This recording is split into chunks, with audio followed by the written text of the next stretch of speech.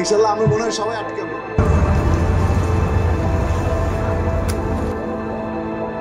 Rolex and 24 Rolex 24 গতকাল একটি video রীতিমতো সামাজিক যোগাযোগ মাধ্যমগুলিতে যেন ভাইরাল। জায়েদ খানের মোবাইল সুইমিং পুলে ছুঁড়ে মেরেছেন সাকিব আল হাসান। তার প্রতিবাদ জানিয়ে সামাজিক যোগাযোগ মাধ্যম ফেসবুকে একটি পোস্ট করেছেন ডিগবাজি কিং নায়ক জায়েদ খান, যেখানে তিনি লিখেছেন, নাম্বার 1 বলে কি তিনি ফোন পুকুরে ফেলে দিবেন? শীঘ্রই সব জানাবো, তারপর আপনারা জেনে শুনে বিচার করেন।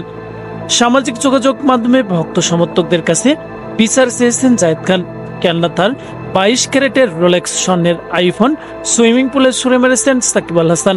এ ঘটনার সম্পর্কে আমরা সবাই এখন জানা, কারণ সামাজিক যোগাযোগ মাধ্যমে রীতিমতো ভিডিওটি ভাইরাল।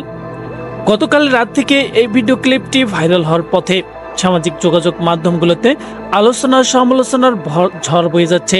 তাই তো সেই ভিডিওতে দেখা যায় সাকিব আল হাসানের সাথে জায়েদ খান সেলফি উঠতে গেলে সাকিব আল হাসান তার ফোনটি পানির মধ্যে ছুঁড়ে মারেন।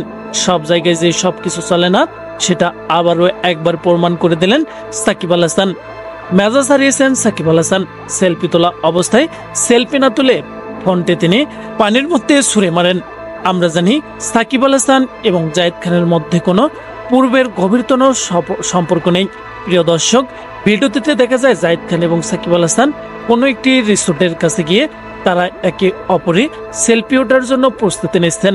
এমন সময় সাকিব আল হাসান তার মেজাজ হারিয়ে জায়েদ খানের মোবাইলটি সুইমিং পুলের মধ্যে ছুঁড়ে মারেন।